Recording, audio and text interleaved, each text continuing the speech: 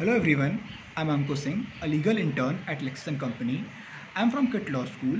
In this video, I'm going to talk about constitutional remedies. Constitution of India gives certain rights to the citizens of India.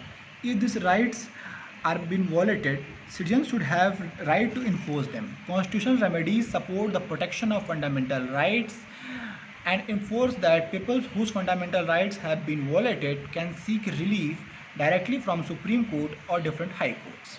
Anyone can approach Supreme Court under Article 32 or different high courts under Article 226. After hearing the term constitutional remedies, first thing came into our mind, who can apply for it? Any aggrieved person whose fundamental rights have been violated can avail this by filing a writ petition before the Supreme Court or High Court. Second thing is, what are the limitations in getting a constitutional remedies?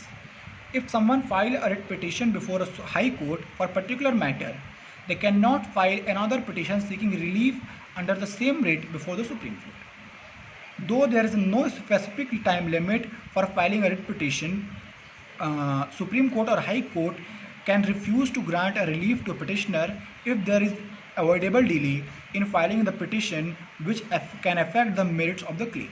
Third thing is, what are the different types of constitutional remedies? There are 5 types of constitutional remedies. First is writ of habeas corpus. The term habeas corpus means produce the body. If it refers to a direction from the court to bring a person before the court if a person is illegally restrained and deprived of their liberty. A writ petition for habeas corpus can be filed to ask the court to secure their release. Second writ is writ of mandamus. Court issues a writ of mandamus to order an authority to perform their public duty as required by law. For example, if despite of repeated complaints, a municipal corporation refuses to perform its legal duty of supplying water to an area, a person living in that area can file a writ of mandamus to make the corporation to perform its legal duty. Third writ is writ of certiorari. Court can issue this remedy to cancel the order of any lower judicial authority which has exceeded its legal power and made a decision despite not having powers to do so.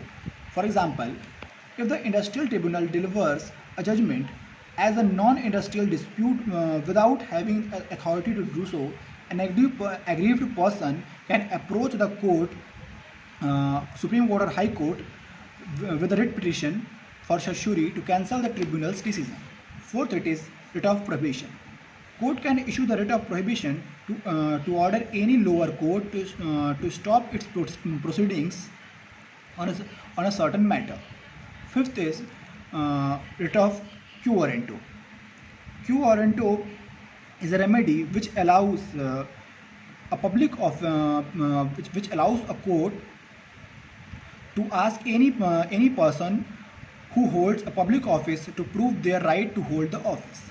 For example, if someone feels that a Speaker of the Legislative Assembly does not have qualification to hold the public office, they can approach the court to issue a writ of quo warranto to inquire about the appointment.